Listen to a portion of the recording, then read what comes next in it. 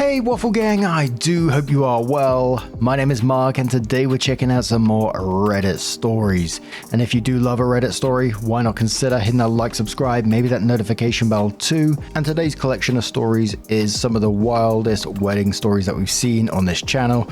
I always like to do these little videos while I'm away on holiday, probably sipping on a little something right now. But if you don't like these kind of videos, totally get it. Just giving you that warning. Now let's crack on with it. Much love, guys. Today's first story comes from both the groom and the bride of this story. It's titled, Am I the Arsehole? I, 38 male, for telling my fiancée, female 27, her wedding dress choice is way too extravagant and suggesting alternatives. And it started off with the groom's post and said, sorry on mobile and ThrowRa, as she's a Redditor. We're getting married in July of this year. The venue is booked and the wedding is pretty much sorted.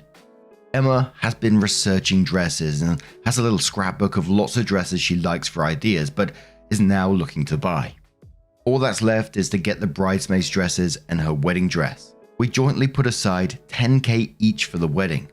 Everything is paid and we have $6,000 left over, which I think could go towards the honeymoon, on top of the honeymoon fund we already had. We aren't the extravagant type at all. Then comes the time for Emma to pick her dress. I know everything is more expensive when it has the term wedding attached to it. What I wasn't expecting was a $950 dress plus a $120 veil. I'm using my dad's old tux he used for his wedding to my mum. Just had it taken in a little. Emma can't use her mum's dress as her and her mum both say the style hasn't aged well, which is fair. I had a quick Google around at dresses online and there were so many, and so many just like the one Emma wants for like $50 to $100. I'm not trying to get her to cheap out on her dress, but she will literally wear it once. One dress for over $1,000 is just insane. That would fund our honeymoon. I tried to show her some dresses I found on a recommended app called Wish and other websites, but she was having none of it. She is very slender but apparently wants it specially fitted. It turned nasty unfortunately because I said I refused to drop such a large amount of money on the dress and she argued that she's using her own money for the dress, which isn't strictly true as we are about to marry and our finances will be joined. Then her mum had to get involved. They offered to pay for the dress, but it's not a case of not being able to afford it. It's a dress. There are identical ones online at a fraction of the cost. I thought she would be ecstatic to learn there are identical dresses for a fraction of the cost, but she was really angry and upset. Am I the arsehole here? Is there something I am seriously missing? Because after we argued about the dress, Emma had been extremely cold towards me. Then yesterday she said if I want her to cheap out on her wedding dress on her wedding day, that she needs to really consider if we are a good match for marriage. I'm blown away that she would say that over a dress. I told her she's like a toddler throwing a tantrum over a sparkly toy she can't have. That was a mistake as she left to stay with her parents, who called to tell me I am much more than an arsehole. Am I the arsehole here? OP later edited the post and said, Emma found this thread. It was a mistake to post here and I'm sorry I posted our problems on Reddit. I am the arsehole. So there was a bunch of comments below this from OP as well, but also some relevant comments with OP replying. So OP first said, but the gowns I found on Wish looked very professionally made and very similar to the one she's picked. Obviously, because of the website OP picked, a lot of people were bashing on OP for that one. Another comment OP made said, I mentioned a secondhand wedding dress store and she said no without even going to take a look. People on the back of that comment was basically calling OP controlling here. Another comment OP made said, that's not fair. I would never tell her what to wear. She can wear what she wants. It is the absurd price that I'm against. Another commenter from OP says, see, I can definitely understand caring about the quality of the dress if it's a work dress or a regularly worn formal dress. I think what everyone's missing is this will be worn for one day. And people below that one were basically saying, yeah, everyone knows a wedding dress is worn for one day, OP, because he just kept repeating it over and over again. I mean, potentially she's going to be wearing it to 2 weddings at this rate. But Mary says, Emma, ask if your fiance's behavior here is a one-off. There are some concerning things here. His insistence on controlling your purchase, made with your money, even if it's funded by your parents. Is he controlling in other ways? Has he ever been insistent on you spending your time and money only in ways he approves of? And does he usually lash out when you don't do what he wants? The way he's resorting to name calling because you wouldn't capitulate to his demands, calling you a toddler, throwing a tantrum instead of communicating with you respectfully. This is made especially worse by the fact that his demands are unreasonable and stem from a fundamental ignorance about the subject. Wedding gown cost, what knockoffs are and why they're a bad idea, etc. And that he's shutting down your attempts to educate him. Does he normally communicate with you openly and respectfully? Does he normally get angry and verbally attack you when you disagree with him? Are you normally able to have conversations with him on difficult topics that are calm, respectful, and productive, even when you disagree? Maybe you're both cracking under wedding planning strain, and this is an out-of-character moment that you can work through, but maybe this is pointing to a larger pattern. Proceed with caution. Remember that you're about to enter into a pretty intense legal and social contract with this man, and that you're signing up for a lifetime of conflict resolution with this person in particular. The way you both approach disagreement and handle conflict now reflects how you'll be likely to continue to do so going forward.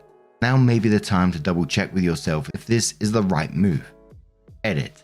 After reading through the comments, I would also encourage you to look at his behavior here, on this Reddit post. His response to new information is not to take it on board and process it, but to double down, plug his fingers in his ears, close his eyes, and refuse to listen. The lengths he'll go to avoid admitting he was mistaken are a bit troubling. It may also be worth asking yourself if there's a reason someone who is so insistent on always being right may have for seeking out a partner who's a decade younger. I'm wishing you all the best, and I hope this works out for you. OP response that says, I thought I'd have a look through the comments to see if anything explained why Emma has blocked me and her phone is ringing through to voicemail. I seriously can't believe people started a witch hunt over a dress. I watched some YouTube videos of Wish wedding dresses, and yes, Wish are trash, I get it. I was wrong about that site. But to end up being blocked because you've told her I am abusive and manipulative is just vile. I called her parents' house and the line's off the hook. So if you see this, Emma, call me, please. I won't shout, I won't get mad, I just want to end this crap. Get whatever dress you want. I see that I was wrong and I'm sorry. Spelling's bad, had some whiskey, can you blame me after this? Mary replies to that and says, edit 2, based on Josh's newest comment about you blocking him on Messenger. It sounds like you're taking some time and space to think things over. I think that's a really good move. There's a quiz from the Love is Respect project that may help you clarify your thinking about whether this is a healthy, nurturing relationship.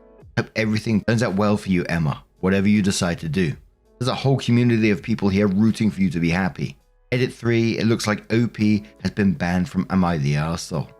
He just sent me a furious, invective-filled PM, blaming the sub for what's happening in his personal relationship and reiterating that abusive behavior is normal and fine. So I guess he's learned nothing.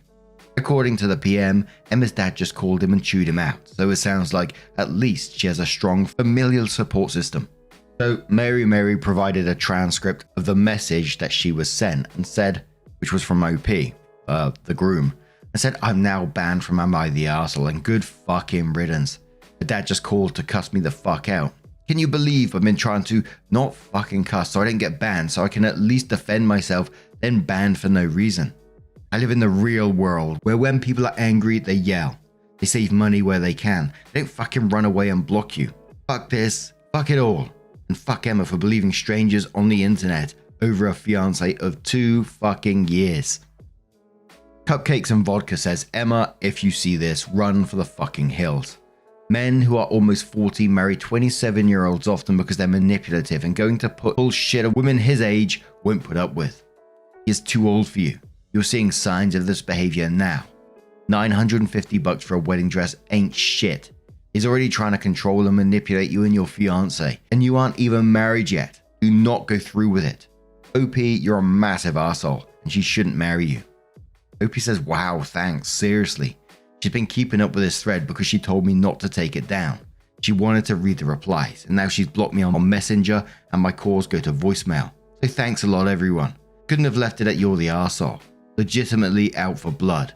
Mob mentality if ever I saw it. So Then the bride came in with her own post titled, "Me, 23 female with my fiance, 43 male, of 1.5 years. He's humiliated me just a few months before our wedding over my dress, and I don't know what to do. I will change the name despite his inability to do the same. I don't really care if he sees this, but he isn't subbed to relationships. I literally don't know where to start.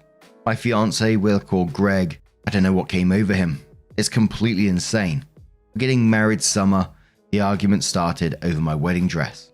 I picked a very simple and traditional gown that was already discounted as it's an example gown. My absolute idiot of a fiance decided to post to a subreddit asking for opinions, or more likely validation, on whether I was being unreasonable. My dress is under $1,000 but will come to around $1,500 with alterations. We have over $7,000 left in our budget. That's another thing that seriously upset me. He lied in his post multiple times. I make a much higher salary than him, so we agreed he would put $5,000 towards the wedding and I put in the rest. But why lie? Why ask opinions if you skew the details? I had no problem with this as he makes just above the minimum wage. The thread got way too much attention. I'd already gone to my parents because I was angry about him calling me immature and shouting about me being spoiled. I also happened to find the thread shortly after he made it because not only did he use my real name, his throwaway was his real name followed by his alarm pin. He sent me a text saying that he wasn't the asshole in this situation and I just knew he would post it on Reddit. It's not the first time he posted on Reddit about stuff.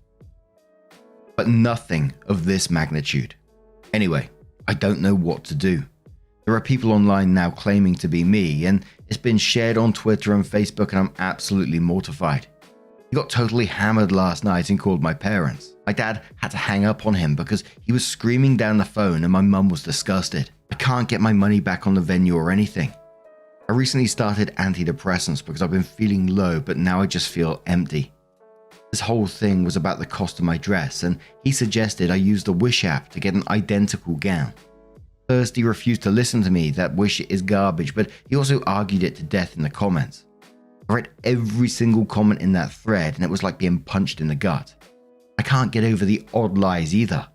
He gave out my real name and his, but lied about the age gap and budget. I am 23, he is 43. Admittedly, he looks much younger, and for the first few weeks dating, I thought he was in his early 30s. We also have only been together a year, not 2 years I think he said, and I'm starting to think this was all too fast. I need help. I need advice. I know I'm quite possibly pot calling the kettle by posting to Reddit, but I post here a lot usually anyway, and all the fake accounts claiming to be me might throw him off anyway. I might be slow replying as I start work in an hour. Thanks all. So the original OP, the potential husband, put up another post 3 months later in the dating advice subreddit saying, "Struggling to get back into the dating scene since my fiance left me unexpectedly." They said, "A few months back I was going to be married, and long story short, things were called off. She wanted to end things, I didn't, and I feel like I've lost all my trust in women. I don't want to feel like this anymore. I was dating someone called Isabel up until last week. She's really amazing and kind, but the second she heard about my ex and the fiasco that surrounded it, she ghosted me. And it's become a pattern. At some point, no matter how close we're getting, I hear about it from a friend and it comes up somehow and they bail. I just want to know how to behave or what I can do to make things work. My last girlfriend, Casey, when she broke up with me, she said the issue was that I hadn't changed from who I was when my fiance left me. But I have. I hardly drink at all now. My job is steady and I'm a good guy. But I think the issue is that I'm suffering from small town syndrome. Everyone knows everyone here. Back arsewards little town it is. Please give me advice on putting this behind me. I'm honestly desperate. My life was about to move towards a phase and now I'm stuck in limbo. I need a girl to fill that place so I can move forward with my life." And I'm just going to read the top comment from that post from Berserk the Kid, who says, "Aren't you the guy that was really rude and controlling over what your fiance wanted to buy with her own money? I saw your Am I the Arsehole story on YouTube and came to check you out. I was not surprised that your fiance left you. Actually, I applaud her for doing so. You need to work on yourself, like seriously work on yourself. Drop the selfish, entitled attitude. No woman wants to be treated the same way you treated your ex-fiancé. I think the scariest part is how unaware to your own abhorrent behavior you are. You need a serious reality check first, and you also need to understand why you're in the wrong, because you'll always blame the woman you're with instead of yourself until you learn to take responsibility for your actions and examine your flaws. Don't punish any woman with your personality until you fix it. Good luck. My wordy. When he said I need a girl to fill that place so I can move forward with my life, I was like, oh fucking hell's bells. And it was like the fiance/bride said, it's like, why do people create a post with skewed details on a throwaway account? I never understand that, to sort of validate themselves, yet you're lying to validate yourselves. It's like another level of shitness, really, isn't it? But anyway, now I'm going to turn this one to you guys. What do you guys make of this situation? Let me know your thoughts down in the comments below. And let's move on to another story. Our next story comes from Substantial T 4119, titled, Am I the Arsehole for Ignoring the Groomsman? This happened at a wedding I was a bridesmaid at a few weeks ago. I, 35 female, have never been married, no kids, and more than likely will be the last of my friend group to get married. I've been a bridesmaid too many times to count. Almost always I get paired off with another single guy. My family and friends treat this as an attempt to hook me up with the other single guy.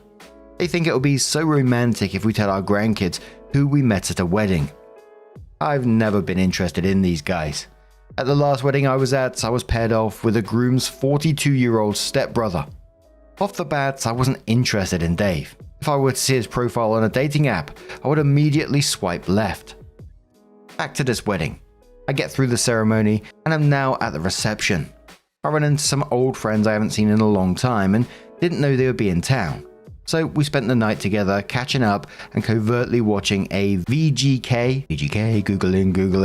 Vegas Golden Knights ice hockey team. Watching a VGK game someone was streaming on their phone. The bride came up to me and asked if I wanted to sit with Dave.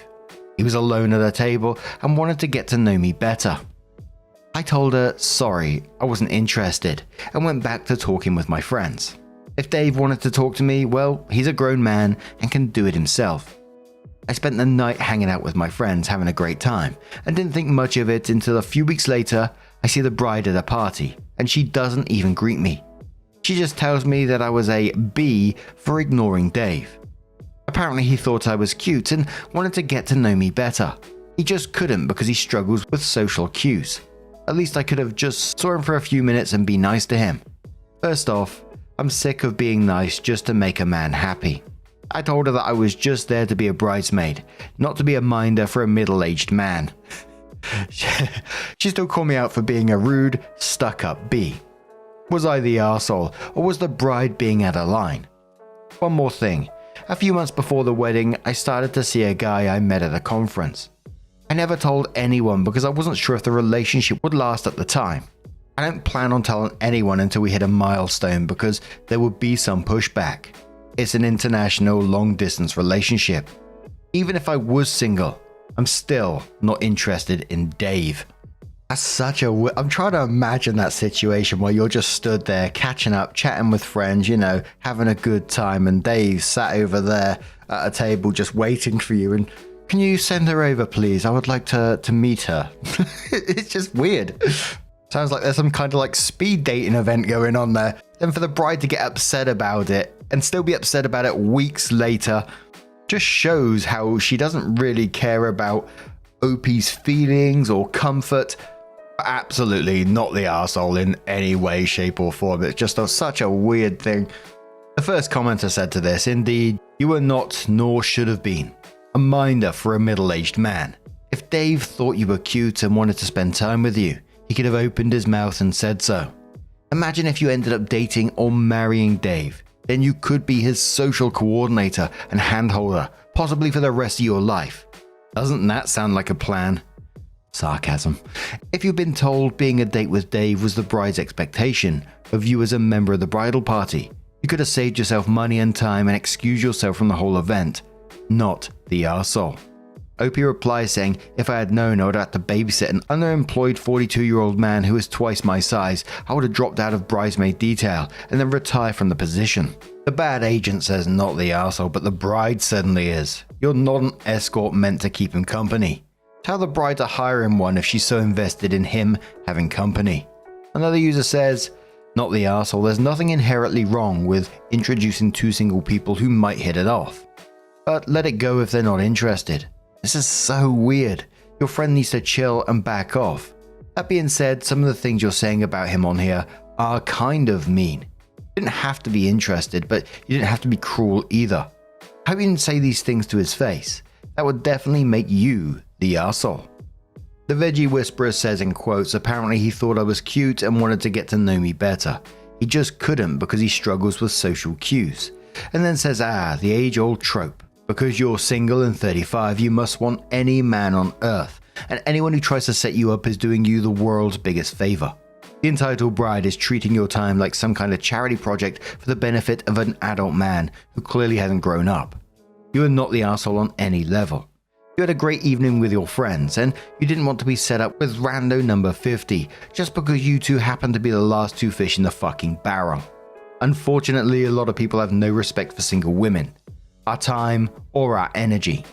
MD's Theme Park says, not the arsehole. Your friend sounds obnoxious, and it sounds like bride promised you to Dave and was left in a bad spot. That's on them. You're under no obligation to like or even entertain advances from people just because you are single. You need to have a firm discussion with your friends about this behavior and ask them to stop. Thank them for caring about you, but assure them you're not in need of help dating and will ask if it's wanted. As for the long-distance relationship, as someone who works in a profession that sees the harm of romance scams, please be careful. Good luck. So a year later, OP came back into the post with her update and says, hello, I made a post about a year ago about a wedding I was at where I ignored the groomsmen who wanted to hook up with me. It didn't get much attention, but the comments were all pretty life-affirming. I've been going through a pretty hard time for a few years now. It's frustrating to see your friends find that one and settle down while you're still struggling to navigate your 30s alone.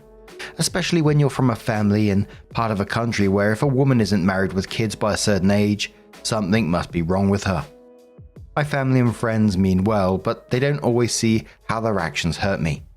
Dave did try to reach out to me after the wedding, but I just blocked him. I haven't seen him since, nor do I care to know what he's up to. I stopped talking to the bride.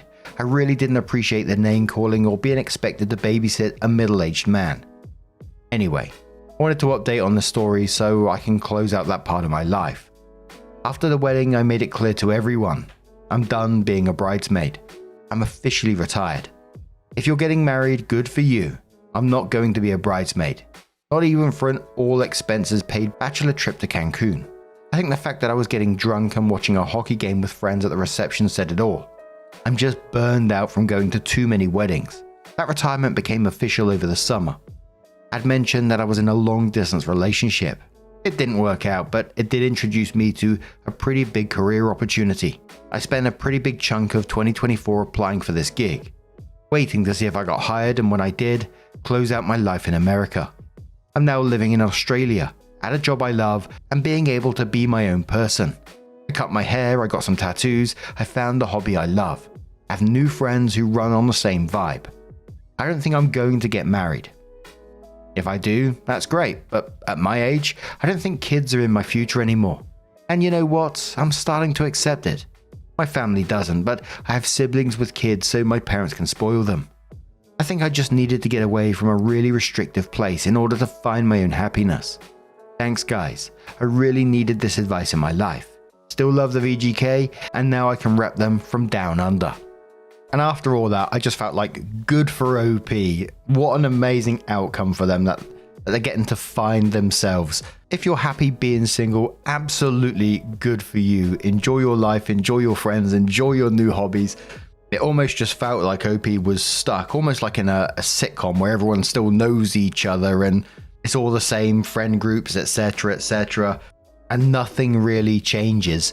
I mean, it might not be the case, but whatever it is, I'm glad that OP is finding some happiness, absolutely. But what do you guys make of this situation. Let us know your thoughts down in the comments below, and let's move on to another story. Our next story comes from Afraid Mammoth 5574 from the Am I the Arsehole subreddit, and it says, "Am I the arsehole for laughing at my stepson and ruining his wedding?" And before we do get into this story, I want to give you a trigger warning that there is mentions of miscarriages and stillbirth within the story, and stalking as well. So if you do want to skip it, please feel free to do so. Timestamps are always down in the description and along the timeline below. Thank you. The story starts. ThrowRa, shortened for character count. For context, I have been married to my husband for just over 20 years. We started dating when my stepkids were 5 and 3. Our kids are Adam, 28, stepkid number 1, Ben, 26, stepkid number 2, Charles, 20, David, 17, and Ellie, 13. Adam is getting married at the end of summer to his fiancée Alice, 27. We've all been very excited for them. All of the kids have roles for the wedding. Charles is the best man, the other 2 boys are groomsmen, and Ellie is a junior bridesmaid. Last weekend we had a dinner for my husband's birthday. All of the kids attended along with Alice.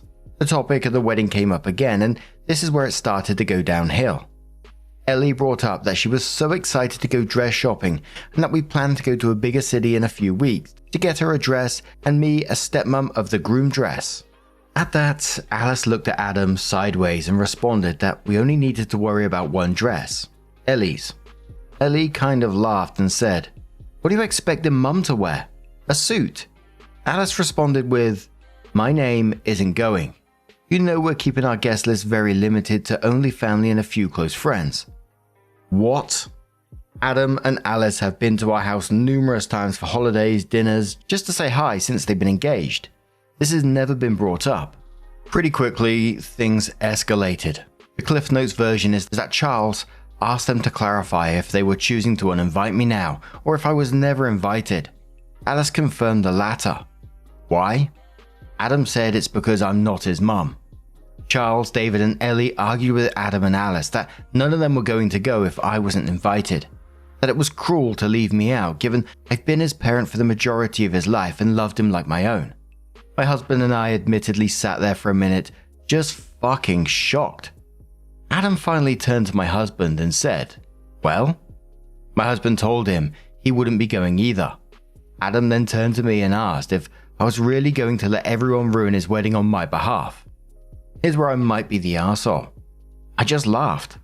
I don't know what came over me, but the entire thing was just so ridiculous that laughing was the only thing I could get out. I told my husband I'd be waiting in the car and left, and then promptly bawled my eyes out. Anyways, Charles, David, and Ellie are not talking to Adam. Adam called my husband yesterday to try and smooth things over. He was still adamant I'm not invited and it's their wedding. He also requested I apologize for laughing at him. My husband told him, "Tough shit. It's their wedding and they can invite whoever they want. But they can't control who will actually go." He said they owe me an apology and that Adam should be ashamed of himself. I'm getting texts now asking what the fuck I did and why I'm being a step monster and ruining the wedding. Am I the arsehole? Commenter said to OP, "I feel like there's a lot missing here.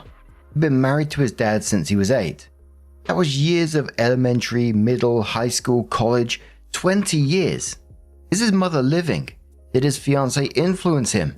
Just seems odd to not invite his dad's wife of 20 years and call her not family. I don't think you're the arsehole, but I just want to know more about the past 20 years." OP says, "I'm sorry. I had to cut out a lot for the character count to post. When Adam called, my husband did ask him if I had done anything. If it was related to bio mum. She has never gotten along with us. If I had overstepped in any way. Adam says no. It's just they want family only. Stepdad is invited as far as we know. I was a stay-at-home mum for most of the stepkids' childhood and we had 50-50. My husband has always worked a lot, but has been as involved as possible. The house and child rearing mostly fell to me though. I love our kids to pieces.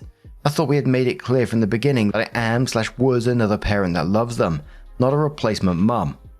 We've never had any issues and I thought up until now that we were particularly close. Our communication has slowed since he met Alice, but he was calling me about once or twice a week prior to this. Alice and I have gone shopping on occasion, gotten lunch. I even went with her to the florist for the wedding because her mum wasn't available and Adam got called into work. There has to be something/someone causing an issue. And my husband and I are baffled. Someone said, is his mum invited? Whoopi says yes. As far as we've heard, stepdad is also invited. We, my husband and I, have never gotten along with mum, but still play nice as we still have 50-50 of younger stepson, Ben. Adam and his mum had a falling out a few years ago, as she was starting to treat him the way she's always treated husband and I. That is, poorly. I don't know how to nicely explain other than she's a narcissist. Adam hasn't wanted to talk about it much and we won't push it. I know they talk and visit still, but how close are they? I have no idea. Someone talks about the custody of Ben at 26 and Opie says yes, he's disabled. He can choose where he's staying as he likes, but mostly sticks to 50-50 schedule still, unless there is a family event or vacation. He is pretty independent but not able to live on his own. Guardianship is probably a better work for what we have now instead of custody. Commenter says, absolutely not the arsehole. Assuming you and Adam have gotten along fine until now, it's absolutely wild that they wouldn't invite you. Only family and a few close friends. When a step-parent literally counts as family, and the nerve to accuse you of ruining his wedding. I don't blame you for laughing. Opie adds, it's probably also relevant, but my husband's parents are long since deceased. My parents, dad, stepmom and mum, have been very involved with all the kids since they were little. They're also not going if I am not family. They aren't either. My brother and sister-in-law, their daughter, my cousin, they call him uncle, and several other of my family members that have been around since stepkids were little have also dropped. They're up to like 20 people. They have rescinded their yes RSVP for a wedding of maybe 60 people. Commenter says, wait, hold up. Your family was invited but not you. And what the hell did Adam expect when it came out you're not invited? Opie says, that's my family's take. Why are they invited but I'm not? They aren't related to my stepkids by blood either, but are apparently family. To be fair, my family is larger than my husband's, stepdads and biomums. My stepkids were the first grandkids on my side. They were not with biomum and dad's families, and were absolutely spoiled rotten growing up. Charles is now supposed to meet Adam for coffee over the weekend. I've warned him that I truly don't think it's coming from Adam and try to be calm about it. Someone asked for info. They said, what is the nature of your relationship with Adam? Is his mother in the picture? And could his fiancée be in his ear? Opie says, I thought we were particularly close. Besides the normal teenager, I don't have to listen to you BS phase. We have never fought. We've always had him and Ben for 50-50. As a teen and on, he's butted heads with his mother. There have been times over the years where Adam had to come to my husband and I and ask questions from things his mum has said, but we've always been forthcoming with info. Example of that is his mum called me a homewrecker. This upset Adam. Adam came pissed at us, explained that no, bio mum and dad were long since broken up and mum even had a fiancé who was not current stepdad when I met dad. Pulled receipts. Adam was upset with mum, blew over and on to the next thing. We still deal with bio mum though, and I do have a hard time believing she'd pulled something at this point. Alice and I aren't super close, but thought I had a good relationship. I've always tried to include her. Sometimes she takes up my offer and sometimes she doesn't. I know she sees bio mum quite a bit, and that side of Adam's family too. She was raised by her grandparents and does not talk about bio parents often. Someone says, how did Ben react to this? At this point, I probably would not go to the wedding and would block his and his future wife. They would have to grovel in order to go. They made it clear that they don't see you as family, so you don't need to do anything for them going forward. Opie says Ben was very upset and confused. He's autistic, so what exactly the argument about doesn't quite click. But he's mostly upset Adam says I'm not their parent and his siblings are all fighting. We sat him down since and explained that I love him dearly and will never go anywhere. All of us love Adam and are just hurt, and that he himself can choose to go to the wedding or not. He doesn't have to choose sides and we will still love him if he goes. Honestly, he probably will. He loves cake and dancing. He seems to be doing just fine since. He hasn't asked about Adam, but we'll go to his mum's tomorrow and probably see him there. And then there was just some more info on everyone's relationships. Opie says it was hard to include every bit of context in the post because of the character limit, but I quit my job when Charles was 6 months old. Adam would have been 8, almost 9. No affair. I met my husband when he'd been divorced for over a year. Bio mum was engaged to someone else. If you ask their bio mum, she'll say, I've always overstepped. If you ask her how, she'll give examples like, I went to school events. So did stepdad. I helped with homework. I spent too much time with them. She would thank me for loving her kids so much and then turn around and berate my husband for me, loving kids that aren't hers too much. Another example is that in the beginning she wanted to communicate with me directly more. She said she loved the communication and that I was easier to deal with than my husband. Next argument with my husband, she brought up that I was weird and too involved and she shouldn't have to talk to me whatsoever. I haven't talked to her since. Periodically, she has brought up that I was easier to talk to and she doesn't understand why communication just has to go through my husband. After several years of trying to appease her, we quit to focus on keeping our family happy and supported. It's been 23 years now of dealing with her. I've been to therapy multiple times to resolve whatever issue she says I have. It did help with strategies to deal with her. Truly, it's just she has mental issues. Her dad did work a lot. He's always been on nights. It changed slightly over the years, but we had stepkids Friday, Saturday, Sunday, every other Monday. His days off have always fell over those days, so he can spend the max amount of time with them, but usually he worked 1 or 2 of those nights. Very rarely would he work overtime on days we had my stepkids, usually on days we didn't. We still currently try to do dates on days when Ben is not with us. I hope that makes sense and clears up some questions for you. Someone says, are Alice's parents still together? Has she assumed you're some kind of evil stepmother? Does she have a bad relationship with her stepmom and doesn't want to invite her? Opie says her mum and dad are her grandparents. She hasn't talked about it much with me specifically, but her bio mum is deceased, drugs, and her bio father's in prison. She's talked about it some with my husband, who was adopted by his aunt and uncle. Father is not in the picture and mother died from cancer when she was 4. My stepmom has also talked with her at one point because she too was adopted by her grandparents for similar reasons. It just adds to our confusion. We have such a mix of types of family regardless of blood. My mother-in-law has been laying it on thick that I need to smooth things over because family is family. And I'm the parent, so it's my responsibility to fix it. But fuck. I'm not ready to talk to Adam. Edit, sorry, my mother, lol. My mother-in-law is deceased. And then one more thought from OP, which says, thank you for your thoughtful comment. Adam will always be my first son, whether he thinks of me as his mum or not. I thought we had been pretty clear throughout the years that I love him, regardless of what he thinks of me, and that my involvement extends to whatever he wants of me, and some fair non-negotiables, mostly safety things, chores his dad agreed on when I asked, that kind of thing. I couldn't get in with my therapist this week, but I do have an appointment next week, and we will try to formulate a well enough thought out response back. I'm certainly not a perfect person or parent, but I won't intentionally sabotage him further. I do love a good revenge story, but that's not it when it comes to my kids. I've talked to the youngest 3 and they've reassured me that it's their choice whether or not they go, and I won't push them on it. I've been reminding them that he's still their brother, and it doesn't sound like him. Mostly for Charles. He's very outspoken and protective. Charles is supposed to meet with him this weekend, and I'm hoping we'll get some clearer answers from that.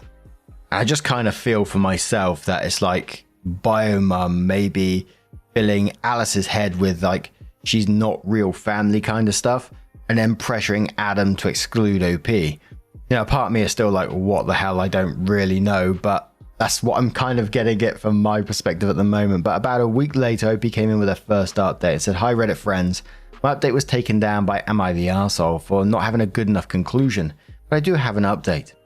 I had to condense it a lot for Am I the Arsehole, but I'm just going to copy and paste it here. Thank you to everyone who responded to my post. Most of you were kind and offered good advice. I appreciate it. Before I give an update, I just want to answer a few frequently asked questions. I'm not an affair partner. My husband did not cheat on his ex-wife with me.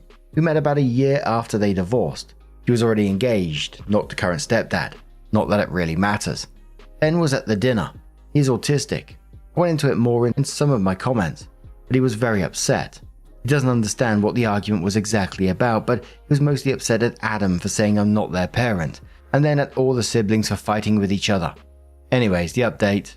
The short is, if you guessed, It was related to Biomum. You were correct. I didn't want this to be the case. Adam rescheduled with Charles for Monday, citing Easter weekend. Fair enough. He also texted my husband to let him know that him and Alice would be doing Easter with her parents. We expected that. At some point on Sunday, Ellie texted Alice. I'm not sure what was exactly said, but it prompted Alice to spill everything that was going on with her parents. I've met them a few times, but they live a few hours away. They encouraged her and Adam to reach out to us to clear everything up. Monday, we dropped Ben off to Biomum's. He stayed an extra night for Easter fun. A few hours later, she began to blow up my husband's phone as Ben mentioned the fight. My husband answered one call in which she was screaming and promptly hung up. He texted her that the siblings argued, everything is fine, and that if Ben has any further questions, we'll talk about it when he's back with us. From some of the things she texted, we knew she was the root of all of this. Monday, Adam also met up with Charles, and he did come clean. Charles texted us to see if it was okay, but they came over after and we said yes. I'm not gonna lie, Adam looked a mess. He immediately began crying and apologizing.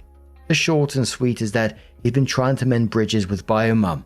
Their wedding isn't 60 people, it's blown up to about double that, and they've been struggling to figure out how to pay for it. At one of their visits, Alice let it slip and Biomum jumped to help pay for things. It slowly snowballed from there, from small requests to big requests. I'm not sure what the final nail in the coffin was, but it ended with Biomum requesting I not be there. Adam said it was easier to hurt me and risk World War III with his mum. Alice's parents were less than pleased to find out they've been with a wedding/budget, and even less so at Biomum's antics. They're trying to figure out how to start covering the payments Biomum has made.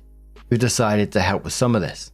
Adam also asked if we could meet again in a few days with Alice, and we said yes. There's still a lot of ground to cover for this to be close to mended. I'm still hurt, but mostly I'm angry on behalf of my oldest son. So it was around 1.5 months later, OP comes in with what they titled their final update and says, it's been a while, but I have an update. I did post a prior update already, but it was taken down for not a clear enough resolution. Am I the arsehole still won't allow me to update? Something about this post still being a midway point, and that posting an update on my own profile counts as my Am I the Arsehole update. I don't know. So here's the longer, unfiltered version of that update. To catch everyone up real quick, Adam came over to have a convo with us after talking to Charles. He's been reconnecting with his mother over the last year, and she's the real root of everything. It started with small requests as they got closer, then she's paying for things at the wedding, and escalated to me being uninvited. About a week after that, Adam and Alice came over for another convo. Husband and I read through all of your comments and already had a game plan. We explained that while we love them to bits and forgive them, this is still a big fuck up, and they need to hold themselves accountable for 1, the mess with Biomum, and 2, how they treated me. It wasn't just about the dinner. It was also about the months they allowed ex-wife to shit talk me to them. We would not be bailing them out financially for this. I haven't pried into too many details, but Adam had a talk with his mum. She was calm and agreed to everything he said. Suspicious. Mostly that they will not exclude me from future events or tolerate any unkind words about me moving forward. Him and Alice cancelled their wedding. They got back a good portion of their money, mostly to pay back Biomum. When he tried to drop off a check to her, she absolutely lost it. Adam hasn't wanted to talk much about the things that were said, but he has told us they're currently no contact. I won't say the exact date, but Adam and Alice asked us all to meet for dinner. We got there and Alice's parents and siblings were there too. It wasn't just dinner, they eloped. We got to go to the courthouse with them and then celebrate with them after. They seemed so happy. 3 days later, Hubs was at work and I was coming home from errands when I got a very panicked call from Ellie. Ex-wife was outside, pounding on our door and screaming her head off. I gave Ellie instructions and then called 911. I then called my husband. When I got there, ex-wife was already detained. She hadn't broken in but had damaged the outside of our door and the siding surrounding it, and she was still screaming. The stuff she was saying was absolutely vile and most of the reason I haven't wanted to update. It was everything from that she hates me and it's my fault Adam won't talk to her, to stealing my kids from me won't replace the ones you lost. After that comment, I tuned out the rest until she was placed in the back of a cop car. It's important context, but we've had several miscarriages. One of which I know ex-wife knew about. What I really think she was getting at is the baby we had in between David and Ellie, who was full term and stillborn. I still don't understand how anyone could say something so awful and carry so much hate. Putting it out there is hard, and honestly, I don't have much comment on it other than I'm lucky to have the husband I do. Some of the charges we decline to pursue. Some the PD will be pursuing regardless if we ask them to or not. She has already bailed out, but our restraining order has been granted pending a court date with the judge. From the bits and pieces we hear, ex-wife's family has put her on lockdown. Her brother works for the department that arrested her, so this has been quite the talk of the town. We have not heard from her since, and her mother has told my husband we absolutely won't be hearing from her or having any other issues. We've been doing exchanges for Ben with stepdad. Again, as always, this might be just because I've read one too many Reddit stories, but I never think people like that are just going to back down. I mean, she's turned up at your front door, damaging your front door, saying absolutely vile stuff to the point that she's been arrested. Absolutely crazy, unhinged behavior. Sure, you got a restraining order, but it doesn't stop her from doing stuff in the background, causing all sorts of shit. There's all sorts of things that she could do to make your life hell that doesn't directly get in contact with you. And I always find that particularly worrying. And as for the initial laugh, the title of this post, I don't blame OP for laughing at all in that situation. Sometimes I get that in real life when someone says something so absurd that you just can't help but laugh in that particular moment. It's just like one of those reactions. But what do you guys make of this situation? What do you think to the conclusion of that? I wonder if she really will give up after this or not, but let us know your thoughts down in the comments below. Our next story comes from Maintenance Alone 2584 from the Am I the Arsehole Here subreddit, and it says, my mum wants to invite my ex, whom I cheated on in my wedding, and my fiance is absolutely furious. Help. Kind of a wild title there, but I, 28 male, was a terrible person in the past, which I have moved on from. Used to drink a lot and had cheated on my ex, 27 female, countless times in our 3-year relationship. I don't know how she stuck with me for so long. So one day she found out I was cheating again and broke things up, which I don't blame her for. I was cut off by my family, which was heartbreaking. I eventually improved myself, got in therapy, and eventually apologized and reconciled with my family. I found out my mother and my ex were still in contact, which I didn't mind. They were close even when I was with her. My family invites my ex to family gatherings as her family is, let's say, not that good, which, again, I don't care. We both are civil and don't interact much. Eventually, I met a new girl, 28 female, and 1 year later, I'm engaged to her. Yeah, and she knows how I was in the past as I had told her. We're planning a wedding to host only close friends and family. Then a problem arrives that my mother, who's close with my ex, wants to invite her to the wedding. My fiance is absolutely furious, and the reason my mother's giving is that it's a family event. Honestly, I don't want her to be in my wedding too. I called her to talk about it, and she told me the same damn thing. She doesn't want to be in my wedding, but my mother's insisting, which is infuriating. My mother is still saying she won't come if my ex isn't coming, and my fiance had arguments with her. I am seriously thinking of not inviting her, but if she doesn't come, I'm afraid that I might be cut off from my family again. This is so infuriating. Quite simply, your mum is the one making the issue here. You don't want her at the wedding. Bride doesn't want her at the wedding. She doesn't want to be at the wedding. So your mum's trying to force this issue, and you can't let her keep this whole family thing keeping you sort of hostage at your own wedding. So the answer is simply saying to your mum, I'm afraid she's not coming, and I would love you to still attend, but if you choose not to, then that's your choice. But Aqua says it's your wedding, not your mum's wedding. Tell your mum outright. She doesn't want to come. I don't want her to come. Fiance doesn't want her to come. Stop being weird about it and let it go. Do not invite her. It's a weird entitlement when parents dictate guest lists anyway. Unless they are paying, they get no say. If they are paying, you have a right to draw boundaries. Good luck. If your mum is that hung up on it, maybe you should have let her go too. Zookeeper says not the arsehole. Your mother appears to be hell-bent on punishing you for the rest of your life by making you interact with your ex on every occasion she can. Or she's so emotionally enmeshed with your ex, she's willing to lose a son, a daughter-in-law, and contact with any children you may have in the future over this.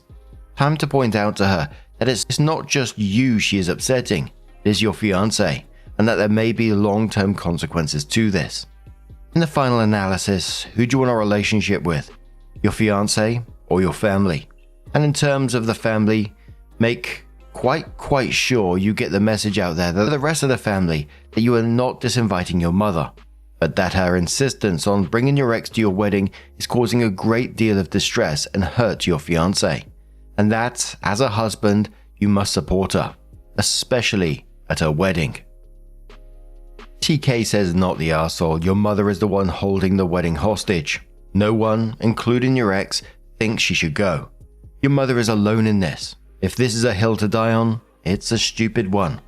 Honor her ultimatum and let her stay home over this. She thinks you'll cave.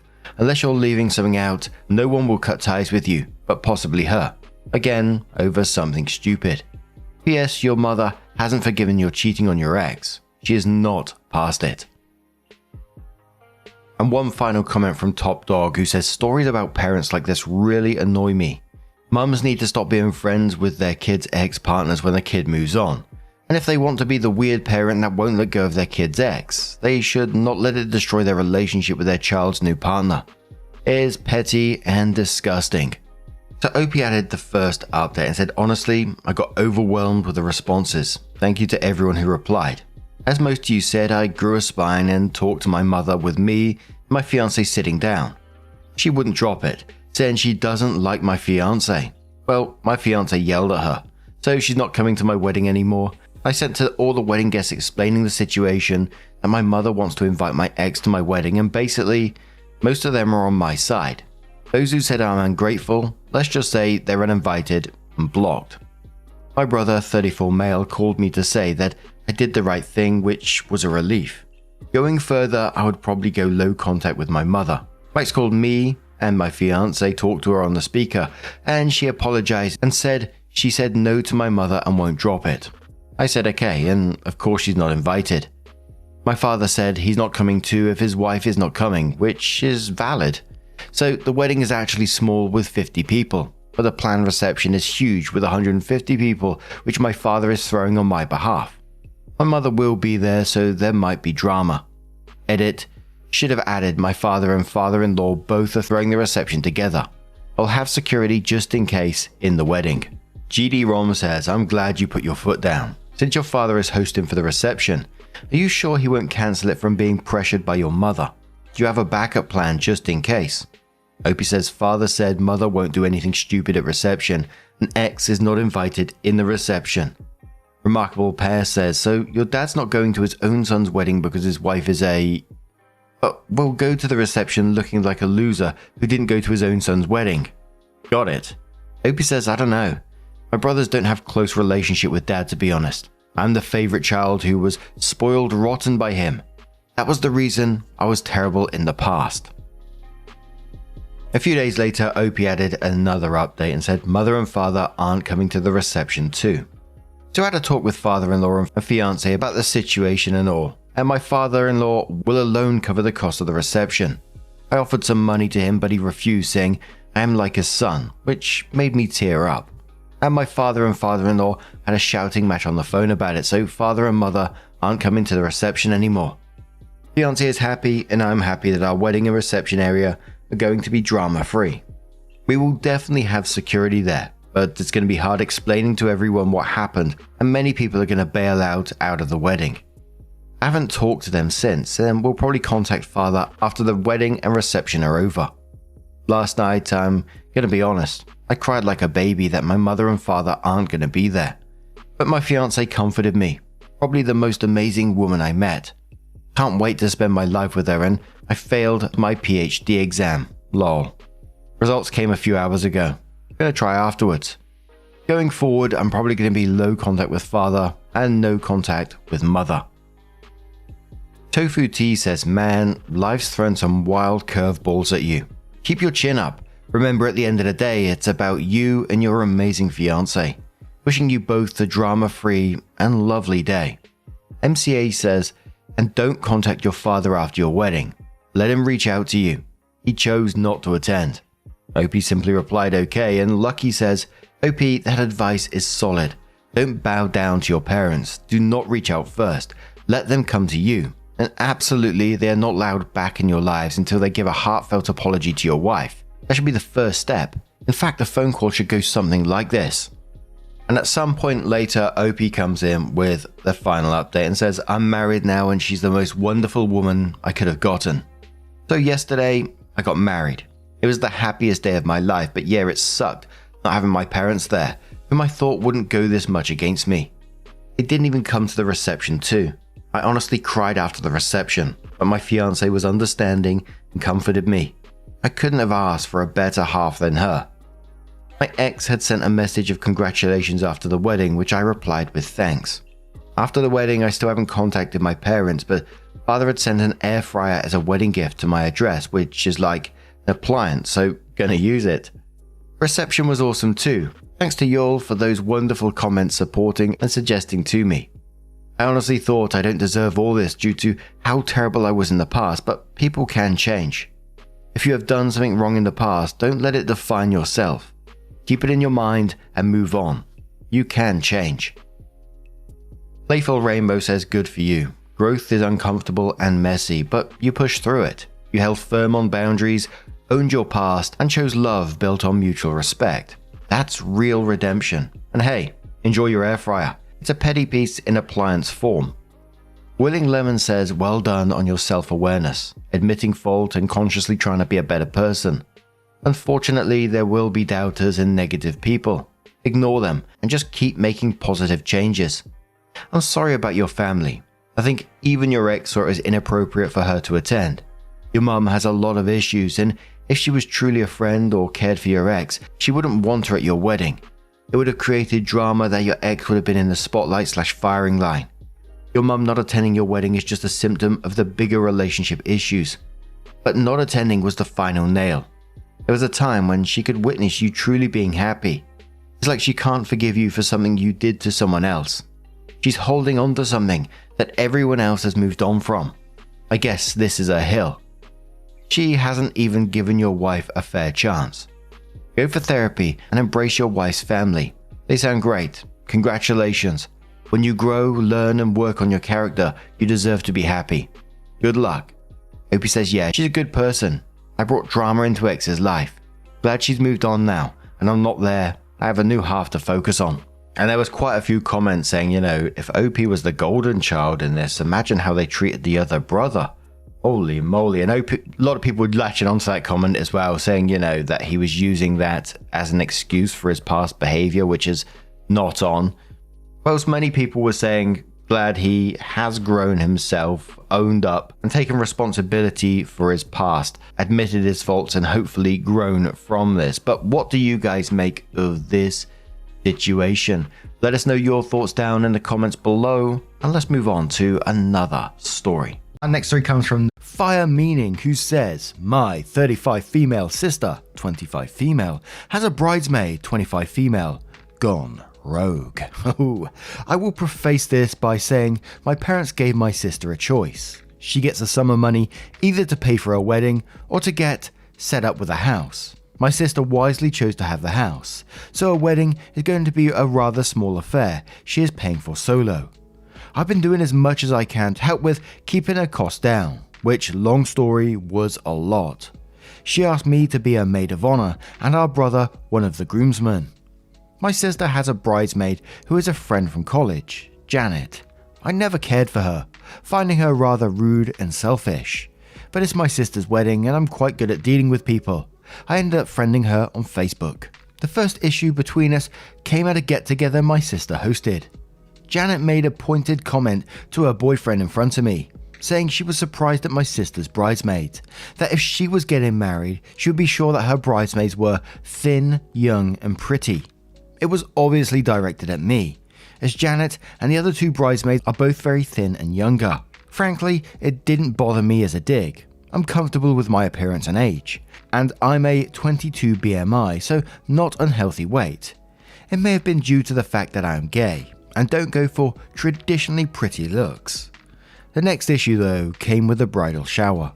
I planned it with 2 cousins. Janet decided last minute to plan a vacation over this time and convinced another of the bridesmaids that it was really family only and that she wasn't welcome, despite being invited. She also posted a link to a thing about the top stupidest games played at showers on Facebook. If I wasn't sure this was intended maliciously towards me, I was after the Bachelorette issue, which happened recently. Initially, I was told by another bridesmaid the party was going to be on the 10th and that it was going to take place at a certain restaurant and club. Now this club is literally down the street from me, and I actually own a small portion of the business. I was excited, saying that I would make sure it was amazing. A few days later, Janet messaged me telling me that the party was actually planned for the 17th and that it would be taking place at another location and involved more shopping and a male strip club. Now, I had posted that I would be out of town on business on the 17th, and neither shopping nor a strip club appealed to me, so I said that it would be a shame I was going to have to miss it. The afternoon of the 10th, my sister posted on Facebook that she had just been kidnapped for a surprise bachelorette party. A bit later, one of the other bridesmaids sent me a message asking me what I could do to make the party taking place at my restaurant special. I questioned her and she was under the impression that I had said I wasn't interested in attending the party. Obviously, Janet had actively lied to me to keep me out of the party. At this point, I could talk to my sister, but I didn't want to drum up any drama when she was already stressed out over wedding things, so I kept quiet. It is now 3 weeks out from the wedding. Today, my sister has sent me a whole series of messages Janet has sent her.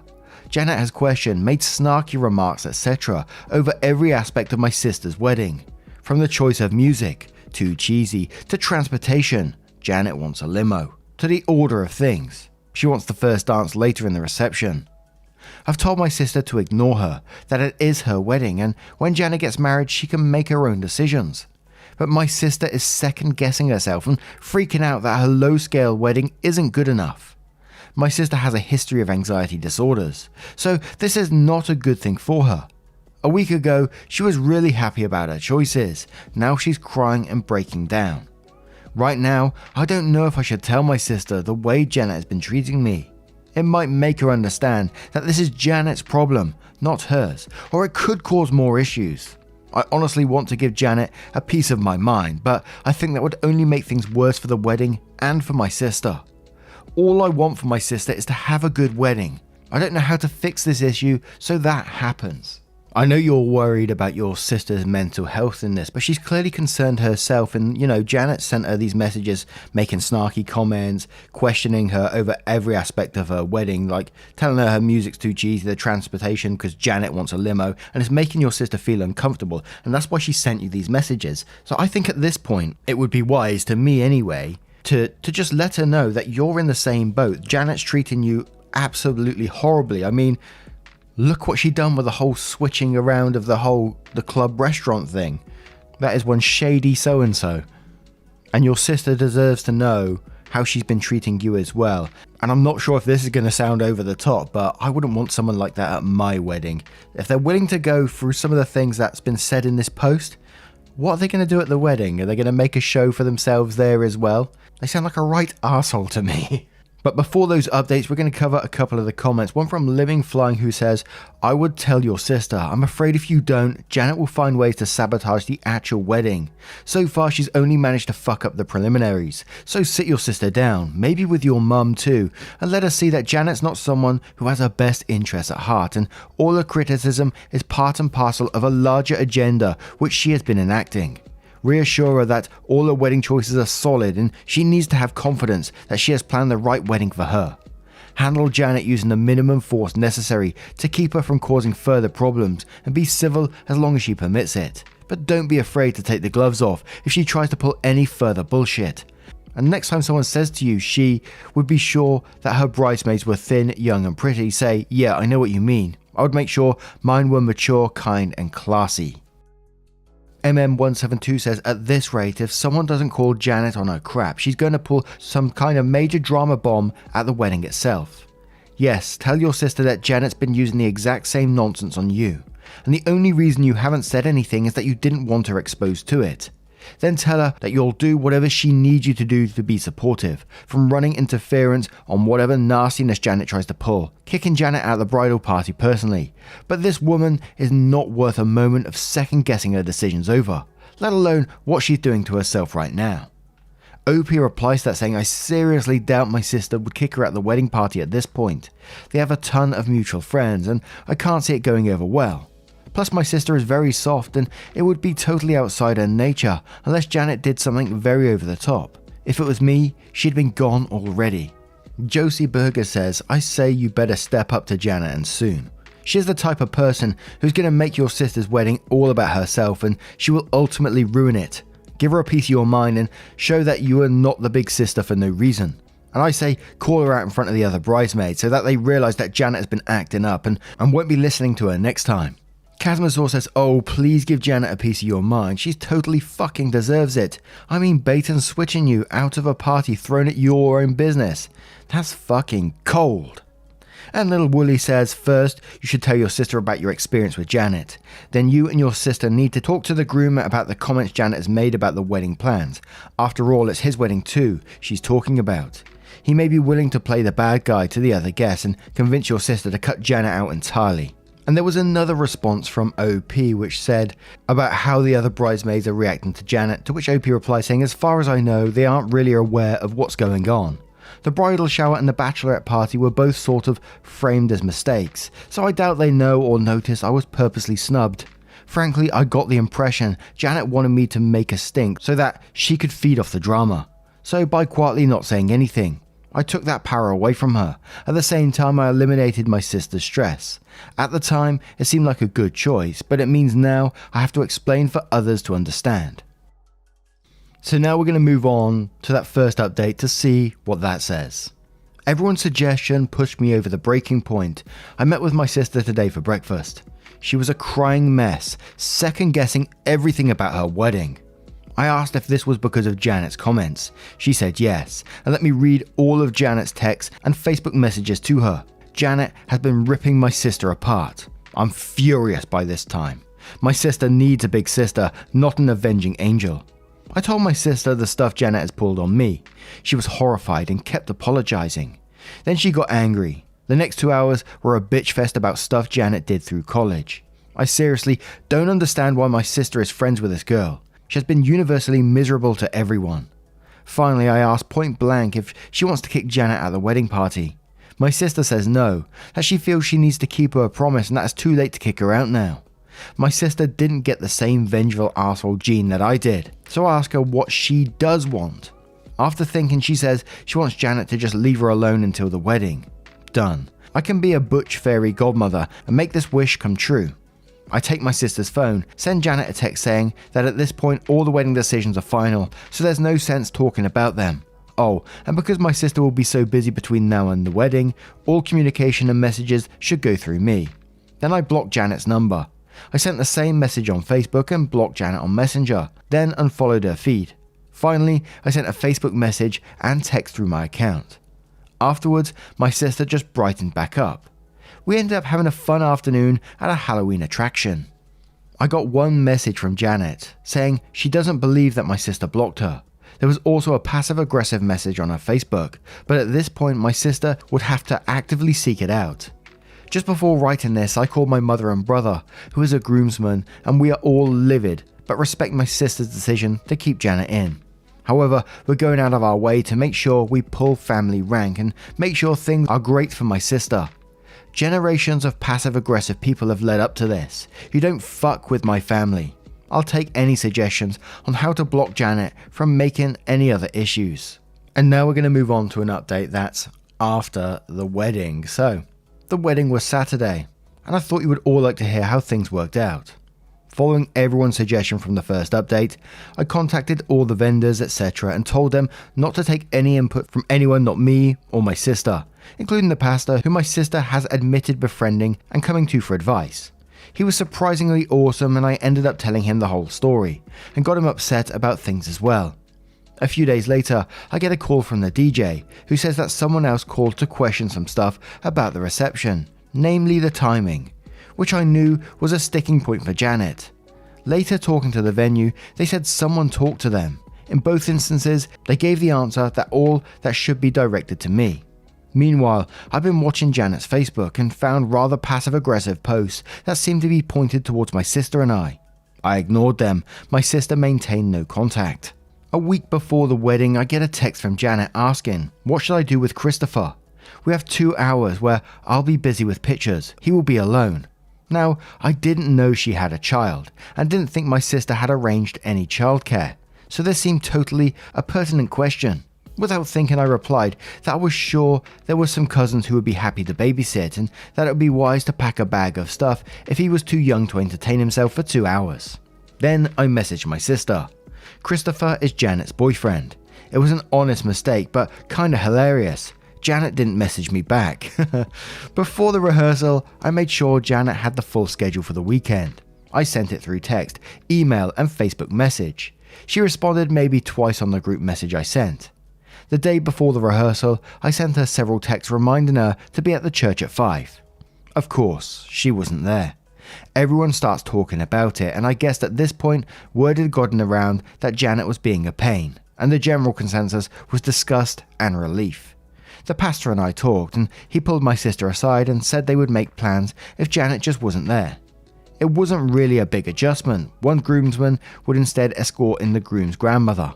We do a run-through, the pastor calls for us to do another quick run-through of walking and seating, and the doors open, and there is Janet. I think she thought she was making an entrance. Instead, everyone, grandparents and parents and bridal party, are all shooting her the dirtiest of looks. The pastor, to his credit, put on his best, dripping with disdain, Professor Snape voice, and said, "You must be Janet. We thought you weren't coming." Yes, I knew that was awful. And wait for her to get in line. She seemed cowed and stayed very quiet. Afterwards, she tried to rather loudly claim that she had no clue what time things were. This was quickly disproved thanks to the text I had saved. She is, at this point, just hanging all over my sister, sort of snivelling. We were meeting at a restaurant nearby for the rehearsal dinner. It was literally within walking distance, and most of us just wandered over. Somehow, Janet drove and managed to be late to the dinner, claiming to be lost. She ended up sitting by the groom's family. For the start of the dinner, she sat arms crossed like a petulant child. Then she started drinking way too much. Thankfully, she was far enough away that my sister and her husband didn't really notice her antics. As we left, I think every single person there reminded her to be at the hotel to get ready by 10, especially my brother. She kept nodding and uh-huhing. I sent a few texts and Facebook messages for good measure. Of course, the next day, no show. We had a hairdresser set up in the suite, and she did all her updos, then hung around for a while before packing up. This is about when Janet finally arrived. I think my sister by this point was so done with Janet's shit, she didn't even get upset. Now to this next part. You have to understand I have long hair that I always wear in tight French braid, then curled into a bun. Most people never see my hair down. For the wedding, my sister wanted the Pinterest discovered, loose, braided hair down styles. When she had said braids though, Janet had complained we would all look like, a slang term for lesbians, like me. So I answered the door with a rather nice hairstyle down over my shoulders. Makeup done professionally, dress on. Janet literally has her hair wet, no makeup and her dress in a bag. When she found out the hairstylist and makeup person were gone, she flipped. I recommended that I could just braid my hair like I wear mine every day, and she just shot me dirty looks. Instead, Janet ended up having a half hour to basically dry her hair and put it in a ponytail. The next little thing was totally passive-aggressive on my part. When my sister and I had our heart-to-heart, my sister admitted that Janet sold jewelry through some pyramid scheme. Oh shit, here we go. She had strong-armed my sister into buying a jewelry set, which she didn't terribly care for. I told her that I would take care of it. I went through a connection and ended up renting a vintage set of jewelry. Pieces far nicer than anything I could afford. On the day of the wedding, they brought it to the hotel, and it brought my sister to tears. When Janet showed up at the hotel, there stood my sister glittering in diamonds instead of the plastic pieces she coaxed her into. I knew too this entered a temptation for Janet's power play. So I also contacted a guy who works at a friend's nightclub as security. The guy is quite professional and looks like he could be a male model. I paid him to walk around, supposedly to be security for the necklace. Really though, he was there in case Janet pulled anything, and to keep my sister a bit more stress-free. Also, he ended up making my sister feel like a rock star, needing security. All that was left was for Janet to behave like a petulant child, which she did, in spades, pouting and making photos difficult. I asked the photographer to place her end of the row, in case my sister decides to have her edited out. That's my sister's choice, but it's prepared if she so chooses. My security let me know Janet left right after dinner at the reception. None of us noticed. My sister lifted the blocks for Janet online on the flight for her honeymoon. She hasn't made any contact since or made any acknowledgement of the wedding or honeymoon pictures. When my sister gets back, I'll talk to her about their friendship more. Thank you everyone for your excellent suggestions and thoughts. They help me to make my decisions and everything seems to have worked out. And there was one more relevant comment, which she's replying to saying, she, Janet, was too cloying to outright sabotage. It was more just passive-aggressively informing everyone she wasn't pleased with decisions. The phone calls to the vendors were questioning if they had things right, for instance.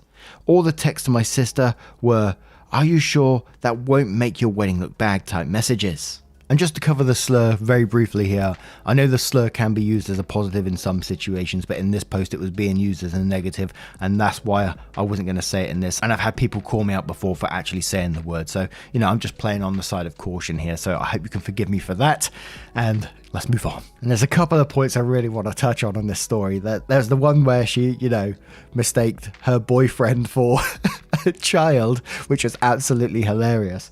But it's the way she worded it as well. Like, what shall I do with Christopher? Like he is a child. It's like, he's an adult. Surely he can socialize or do something else, And then we got to one of my favorite parts of the story. Obviously not for them. It's not going to be a favorite part for them. But the MLM section where she's selling shitty jewelry as part of the pyramid scheme. And I thought, MLMs, Janet.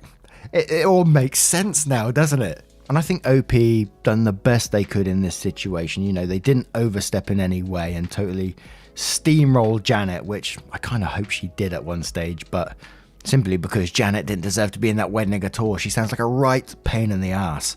And I'm glad OP said at the end there, when she does get back from her honeymoon, she's going to talk about those friendships, because that sister, it's harsh to say, I know she's got anxiety and stuff like that, but how did she end up with a friend like that who's treating her this way for so long, Since college she's been with this person. And I kind of imagine it's like these relationships we see where people break up and then afterwards they say, it's like the fog has been lifted. And I bet it feels like that, but for sister, to separate that friendship now, it's like the fog has been lifted. And, friendships are not like this. Friends shouldn't treat you this way. And I hope Janet sees the error of her ways in the future and becomes a better person. We're never going to find that out, but we can always hope, can't we? Anyway, what do you guys make of this story? What would you do if Janet was in your sister's wedding? Let me know your thoughts in the comments below. Our next story comes from the ThrowRa account, and it's titled, "Am I the arsehole for wanting to uninvite my sister-in-law from my wedding because she keeps undermining my wedding planning? Sorry, even after removing some stuff, this turned out to be really long. Throw away so hopefully Kayla doesn't find this. My fiance Nate, 27 male, and I, 26 female, have been together for almost 3 years. He proposed to me about 6 months ago, and shortly after, we found out I was pregnant. We are planning on having our wedding in spring of next year. Nate has a twin sister, 27 female, who we will call Kayla. Nate and I announced our engagement and my pregnancy at the same time. We made a cute little Facebook post with a couple of engagement pics and an ultrasound photo that said something along the lines of, the Smith family is going to have 2 new additions. Kayla commented almost immediately that we will have to wait until next year to actually get married because she looks best in fall colors. And as maid of honor, she'll get a say in choosing bridesmaids' dresses. I literally stared at my phone screen wondering if I'd read something wrong. I showed the comment to Nate and asked him why she thought she would be my maid of honor. He had no clue. So, I texted her, and this is how that exchange went. I said, "Hey Kayla, I see you saw our announcement on Facebook. Thank you for being ready to step up for me. But we haven't started working out wedding logistics yet, and I haven't picked my bridesmaids, much less my maid of honor. Once we have more details of the wedding worked out, we will let you know." Kayla said, "Well, you don't have to choose a maid of honor anymore. I'm your maid of honor." OP said, "I don't understand. I never asked you to be." Kayla said, "You don't have to ask. That's what makes me such a good sister." OP said, "I'm sorry, you are not my maid of honor." She said, "We'll see about that." I showed these messages to Nate, who said he will deal with it. I have no idea what the extent of their conversation was, but Kayla never brought up me being a maid of honor again. She just reared her ugly attitude in different ways. As of now, Nate and I have booked the venues, caterer, the floral, decorations, and the DJ already. A couple of months ago, I invited mine and Nate's mother, along with my sister Sam, who I asked to be my maid of honor, to do some dress shopping. Kayla found out from her mum and invited herself to tag along. We started by looking for a dress for Sam. I wanted my bridesmaids in a pretty pastel yellow, but Sam's is going to be more golden. Kayla would not shut up about how yellow is such an ugly color and I should go with pink or blue instead. She even grabbed a bunch of pink and blue dresses to try on herself. I tried my best to ignore her while her mother entertained her bizarre ideas. Sam and my mother were making constant comments about how it's my wedding and if Kayla isn't going to be helpful, she should just leave. Unfortunately, she didn't, and I'm too nice to kick her out in front of my mother-in-law, who I already have a strained relationship with. Our mothers were able to shop for their dresses with little interference from Kayla, but as soon as I started trying things on, she had all sorts of things to say. She would tell me that certain styles wouldn't look good once I had baby bod, and even told me I should consider not wearing white since I'm obviously not a virgin. I told her she wasn't a virgin when she got married either, yet she still wore an adorable white sundress to the courthouse. She grumbled about how that wasn't the same, but I was already halfway back to the changing room. I still don't know what happened while I was in there, but when I came out, Kayla and mother-in-law were gone, and Sam had a smug smile on her face. I never discussed any details of the wedding with Kayla if I could help it, but I've heard Nate sharing some of our plans with her. He told her we were planning on a buffet-style meal because we already had a lot of dietary restrictions in our families, and that was the cheapest way to accommodate everybody. Literally like a few $1,000 difference. And she told him he deserved someone who wouldn't go cheap on his wedding, even though the buffet was his idea. He told her about our venue choices. He picked the reception venue. I picked the ceremony venue, which is the same place my parents got married. My father passed away, and since he cannot walk me down the aisle, I always wanted to get married in the same place he married my mum to sort of feel like he was there with us. She told Nate that my venue choice was tacky and people would make fun of us. When he mentioned he wanted a DJ, she made a comment about how she knew I wasn't classy enough to want a live band. Each and every time she would make comments like this, Nate would tell her that they were his ideas, but not call her out for how she spoke about me, which I do feel a little hurt by. I've expressed this to him and he told me that he would try to do better about calling her out, but she's just always been this way. I told him that's no excuse for her to be disrespectful and stick her nose into business that doesn't concern her. He hesitantly agreed. On Friday, I got an email from the venue for our ceremony, confirming our cancellation and asking if we needed to reschedule. Shortly after that, I got a voicemail from our caterer explaining that my wedding planner had just called, but the line had dropped and was wondering if I could pass along her phone number so they could finish going over changes to the menu. I immediately emailed the venue back, saying that no, we are not cancelling or rescheduling. Please keep our original date on the books. I called the caterer, who explained that a woman had called and said she was my new wedding planner. She had said that I wanted to make some changes to the contract, namely switching from a buffet style to plated meals. I told him that was not the case. I do not have a wedding planner, and please do not make any changes unless contacted by me or Nate directly with the contact information we have on the file. The caterer suggested putting a password on file also. He said he wouldn't make any changes unless the person requesting them knew the password. I called both venues and all of our other vendors to put in place the same types of precautions. They all gave their sympathies for me having to deal with this. When Nate got home from work, I confronted him about it. I told him someone tried to cancel my venue and change our catering. I told him the only person it could be is Kayla. He tried to deny and say that she wouldn't do it, but I reminded him of how she's undermined and insulted me during every step of this engagement. I told him I wanted her uninvited. I will not give someone who has already done so much to make this wedding stressful the opportunity to do something like show up in white. He fought me on this, but I basically told him that I felt disrespected by him over how he's allowing Kayla to treat me. I'm his partner and the mother of his child. My feelings and comfort should be more important to him than his sister's childish antics. We met with her for lunch earlier today, and once we got dessert, he asked her if she was trying to make changes to our wedding plans. She said, and I quote, "Well, yeah, it's the maid of honor's job to make sure the bride is making the right decisions." Before Nate could even say anything, I told her she is not my maid of honor, and even if she was, that would not give her the authority to undermine our decisions and make changes to the wedding plans and budget behind our backs. She said she didn't see what the big deal was since her grandmother had offered us a pretty large chunk of change as a present to pay for the wedding. I told her again, the wedding budget is none of her business. She tried to argue, but I just cut her off. I told her that her behavior regarding our wedding thus far has been nothing but disrespectful and insulting. I told her trying to cancel my venue had crossed the line and she was no longer invited to the wedding. She seemed absolutely shocked by this. She looked at Nate, waiting for him to defend her, and then he did. He looked at me and said, "Why don't we give her one more chance?" I asked if he was kidding. He said no, that Kayla was only doing what she thought was best for us, and now that we've told her that it wasn't okay, we should give her a chance to correct her behavior. I didn't even respond. I just got up and left.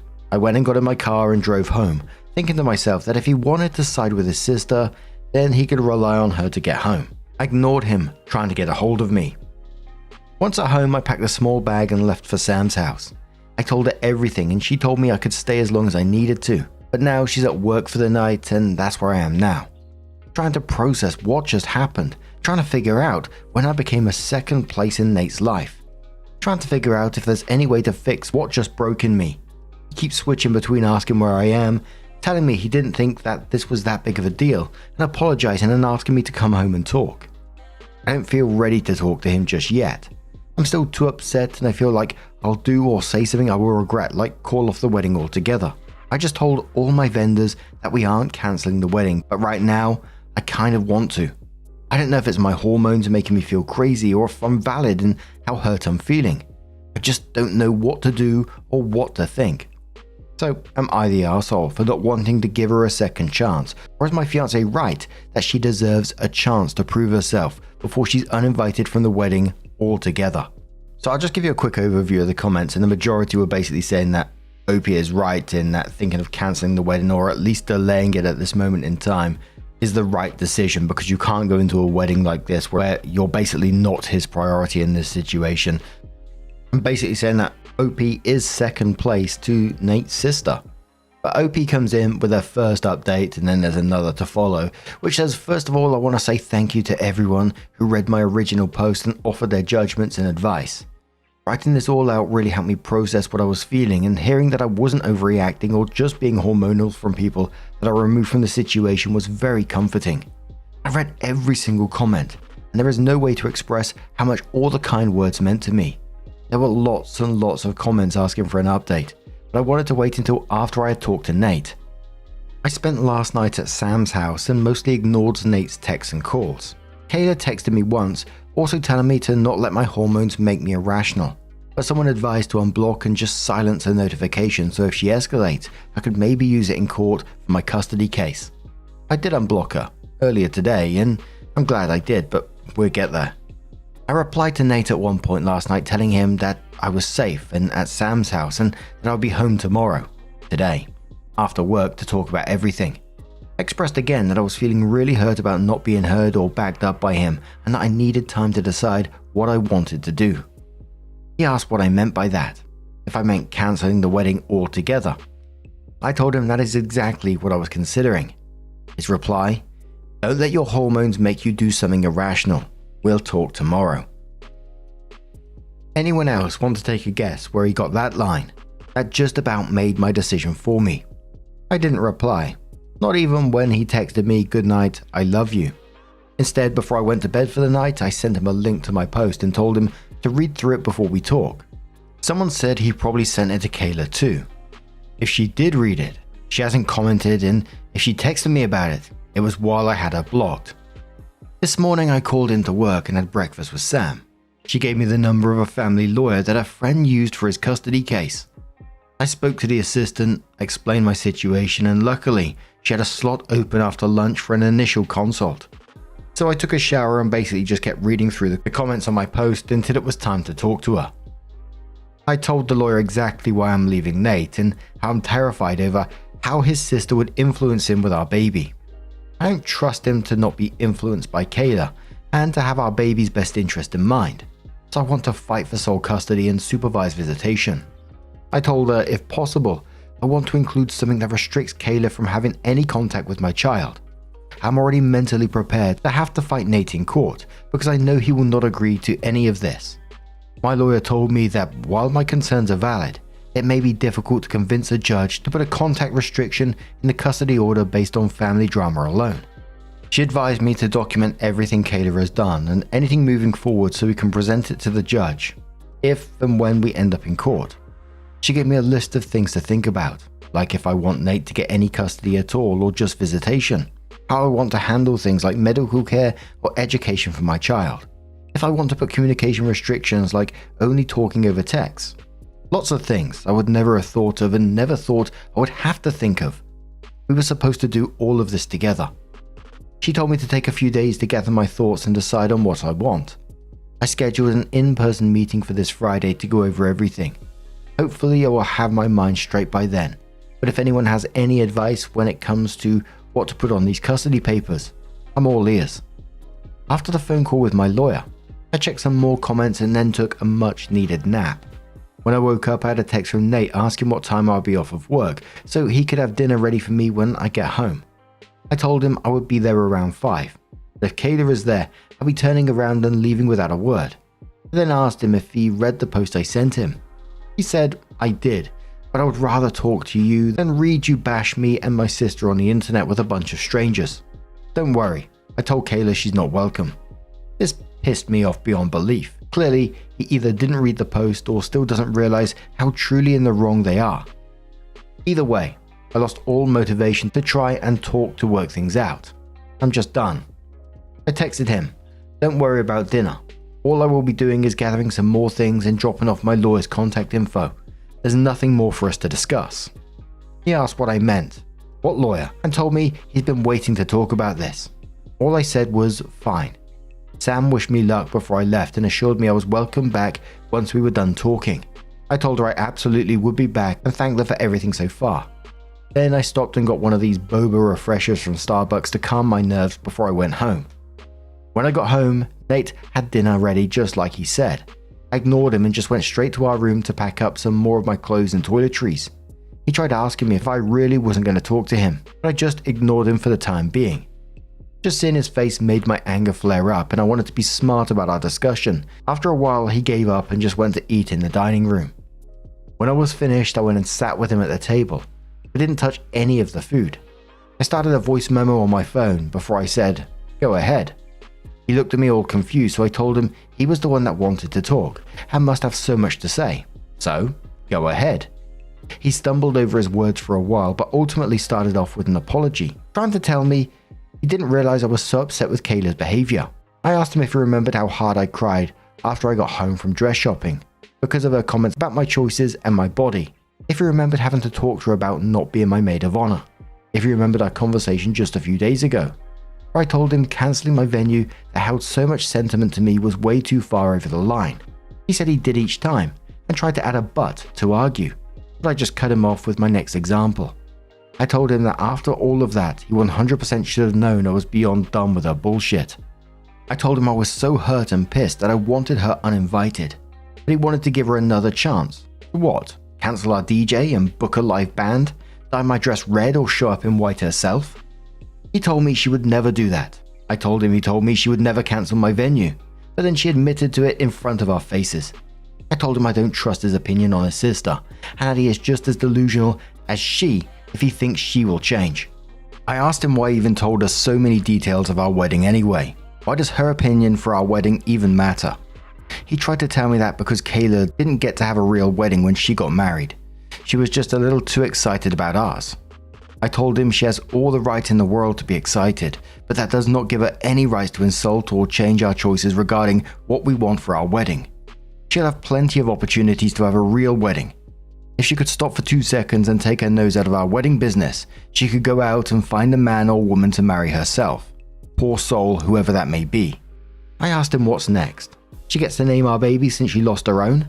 The look on his face made my stomach feel hollow. He told me, and I quote, "Actually, Kayla does have a few ideas for what we could name our daughter." Daughter? Side note, I had mentioned in a comment previously that we were waiting to be surprised about the gender of our baby. We were discussing baby names and had settled on the top 3 for each gender. We agreed to keep them to ourselves until the baby is born. I asked if he said daughter, and he looked like a deer caught in my headlights. He backtracked, but I pressed the issue. I asked him flat out if he knows the gender of our baby. He hesitated, but ultimately confessed to remembering that I filled out an information release form at the first OB visit. So he called the office and asked them for the results of our gender scan, claiming that we changed our minds and he was going to do a reveal for me. I feel absolutely sick and violated. I asked him what the fuck he was thinking. He said Kayla was feeling left out since Sam was planning my baby shower and not including her, and that she just couldn't wait to find out. I demanded he tell me everything. What else has he gone behind my back to do? Did he give the idea to pretend to be our wedding planner? Was he the one that had to cancel my venue and change our catering? He tried to tell me no, of course not. She did that on her own. But I could just tell he was lying. He absolutely put her up to all of this. At that point, I didn't even care why he did it. It's clear that none of our decisions will ever be actually ours. He will always do whatever the hell he wants to and get Kayla to back him up. I didn't even want to think about how many of our decisions in the past were completely undermined and changed by these two. I asked him, if Kayla came to him and told him everything I'm telling him, that she doesn't feel supported by her partner, that her partner went behind her back to learn the gender of their baby without her, that her partner was retroactively changing every decision they had agreed upon, that her partner was letting their sibling bully her relentlessly, what would he say to her? He didn't have a response, and honestly, if he did, I didn't want to hear it anymore.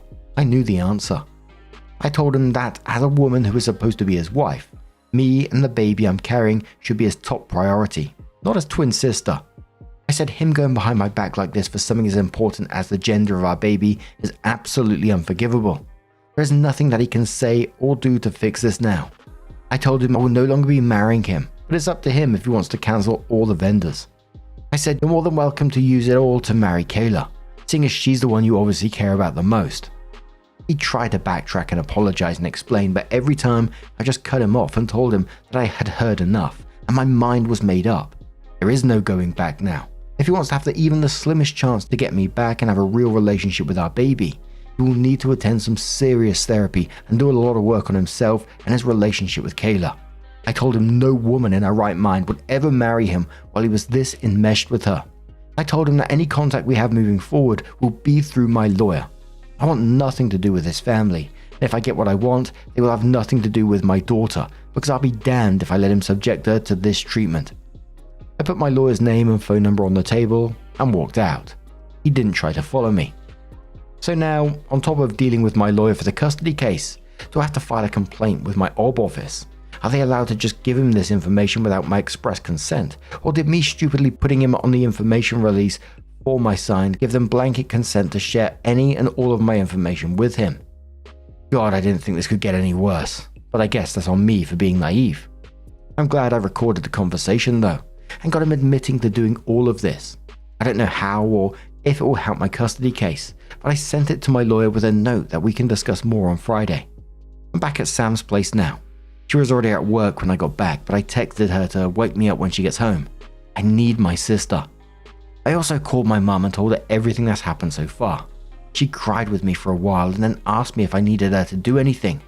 I asked her if she'd be willing to go to the house with Sam and get the rest of my stuff because I do not want to see Nate right now. Just picturing his face is making me feel sick. She said she is more than willing. Kayla did text me again. I'm assuming Nate talked to her after I left. It was a very long, cruel message that I don't want to repeat here. I can post a screenshot if anyone cares for the whole message, if I can figure out how to attach one. But to summarize, she just called me a delusional control freak who can't let Nate make any decisions for himself, and insulted my venue choice once again. And then said that she hopes my baby is stillborn because I don't deserve to be a mother. Honestly, after reading it, I thought the message would hurt, but it just gave me a really good laugh. I took a screenshot and sent it to my lawyer as well. And that's where we're at. The wedding is off. I will call the vendors tomorrow and see if we can get any deposits back. If not, I'll let them know to contact Nate and Kayla to see if they would like to keep things as planned. Let them throw a party for all I care. But I'll be cancelling my venue regardless of my refund.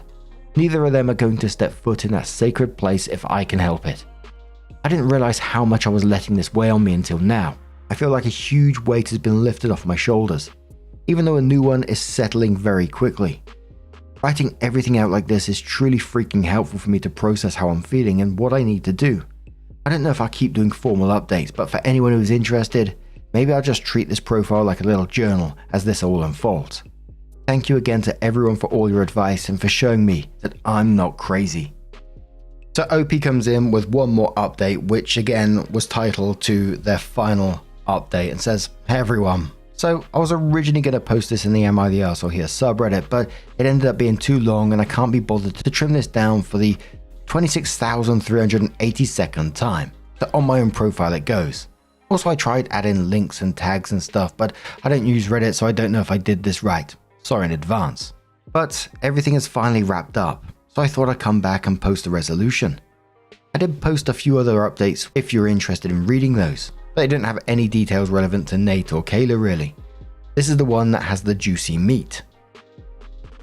As I said in my life update, I've pretty much been writing and editing this update for months, so hopefully it makes sense. I did my best to keep everything chronological. So after I posted my original post and once I decided to leave Nate for good, it became apparent that I needed to hightail it out of state. So many people had a lot of good advice for this and I swear I couldn't have done it without you. Sam and I got to work pretty much immediately. I called my manager at work, who already had a very brief understanding of the situation, and asked who to talk to about options for relocating to a different office and taking leave until after my baby is born. Without going into too much detail, I was able to use up my benefits to still get 2 weeks of leave paid, and I was essentially approved for my maternity leave indefinitely. I basically just needed to contact my boss at the new office once my baby is born, and at that point we worked out my start date. Sam had just graduated this past May and was still looking for a job in her field, so she transitioned her search to the city that my new office is in and had a lot more luck than she did locally. She found her job in her field rather quickly, and while it's not ideal, it's something for her to have now and gain relevant experience while she keeps looking for a dream job. My mum also moved with us. She got to work selling her house and is currently staying with Sam and I.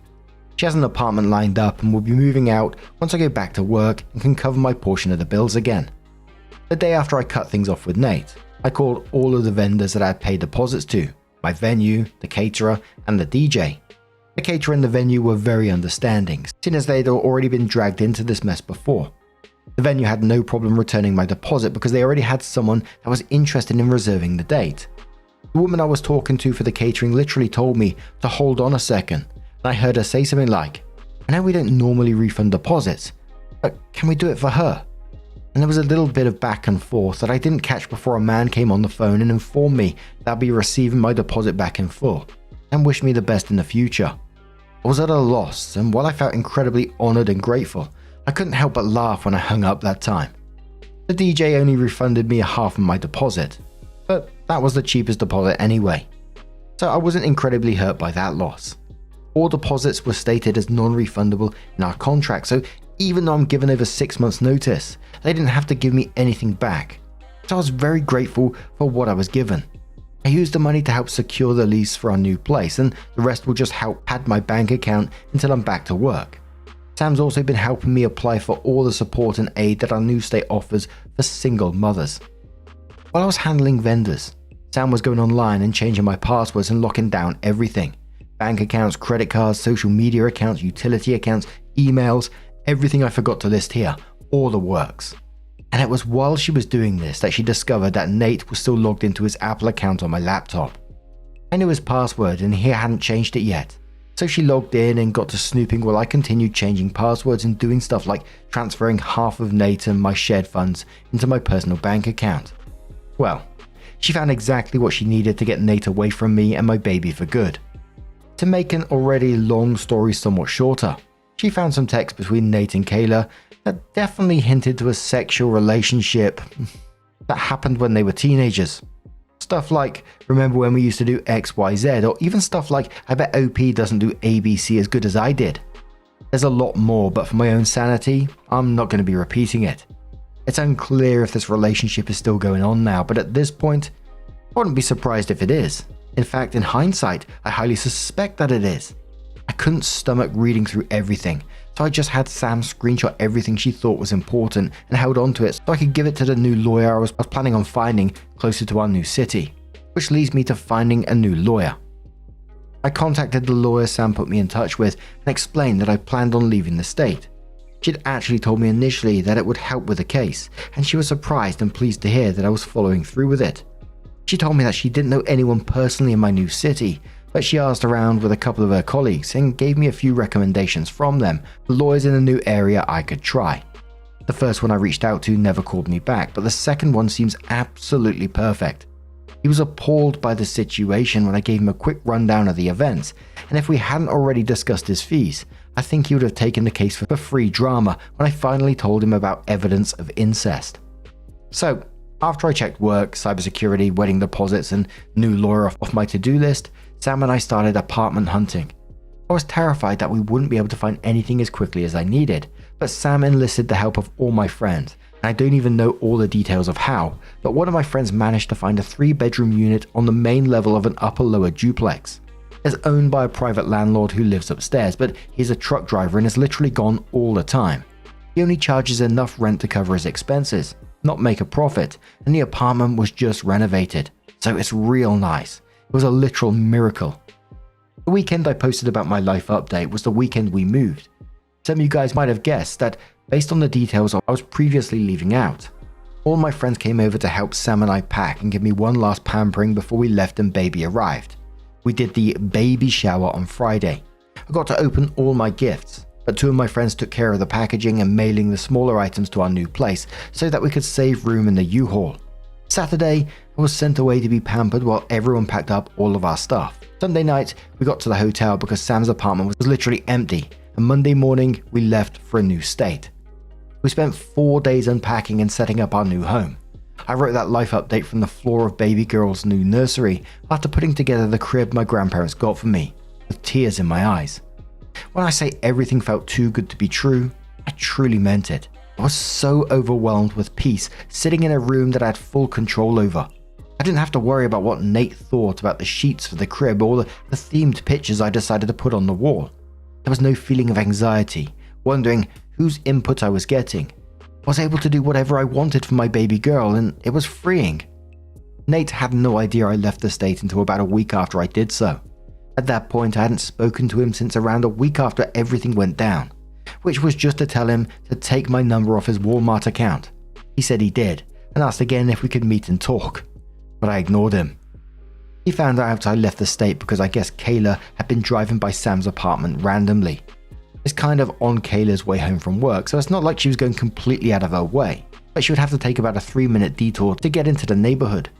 After she drove by twice and didn't see either mine or Sam's car, she reported it to Nate. He tried to come by Sam's apartment to figure out what was going on, only to be met with maintenance and cleaners preparing the unit for new renters.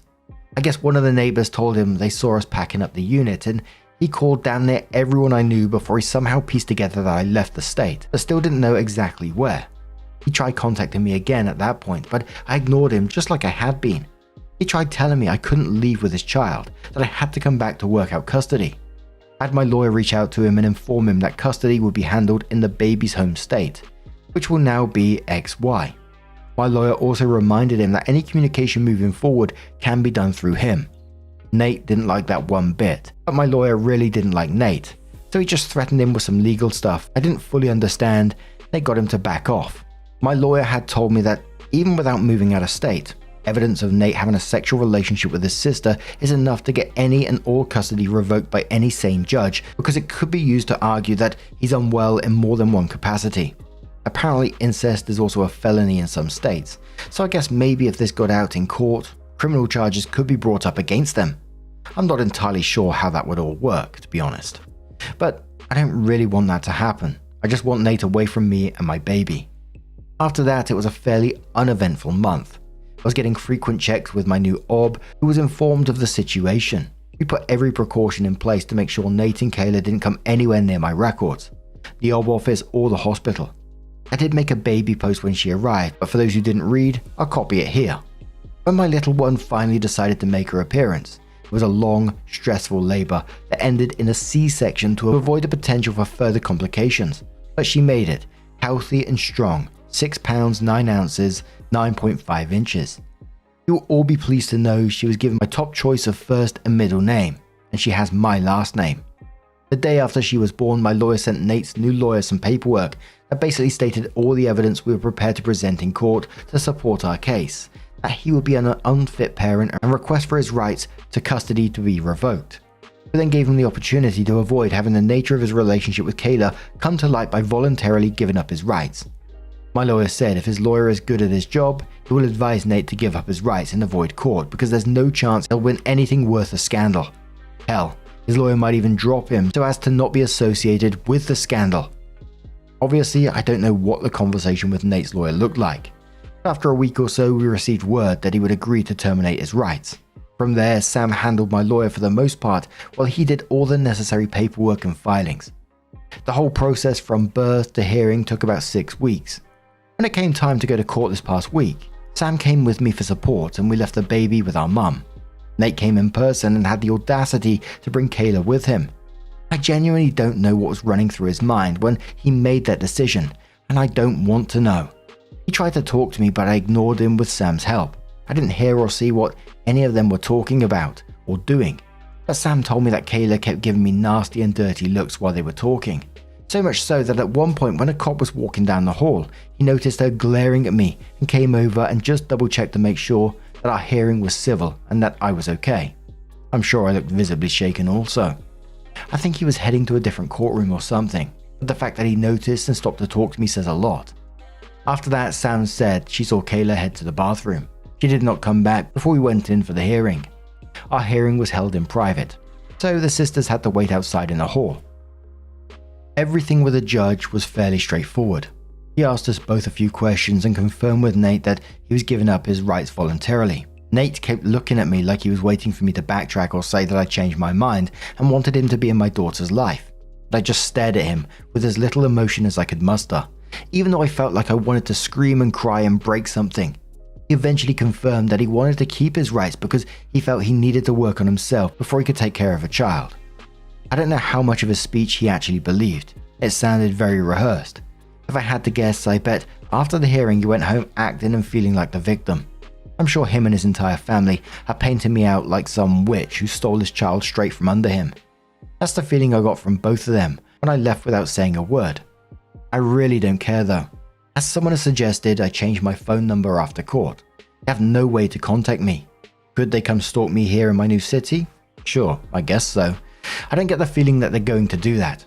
I really think I blindsided Nate with how quickly I went nuclear with this whole situation. I don't think he expected me to polish up my spine and hold my ground this firmly. He definitely didn't expect me to move out of state so quickly. Nate is a dumbass who fucked his twin sister and made all the wrong choices to ruin his own life. Sure, but he doesn't seem the type of person to risk prison time.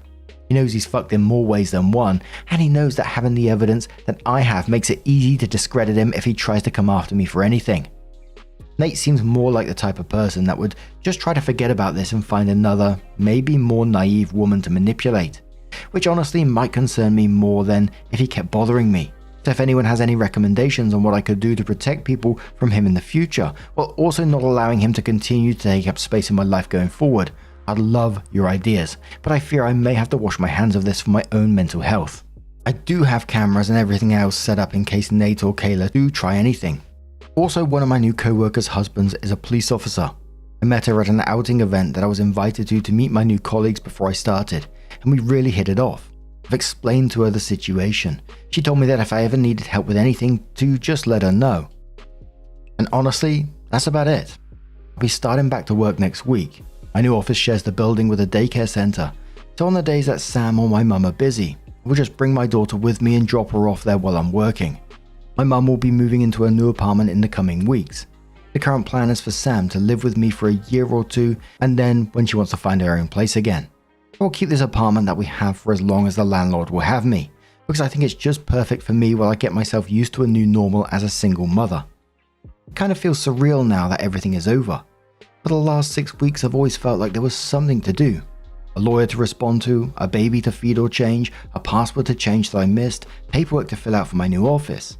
But after the hearing, it was like everything settled. My friends are all coming out today to take me out and celebrate while my mum watches the little one. Even my new friend from work will join us. I'm really excited.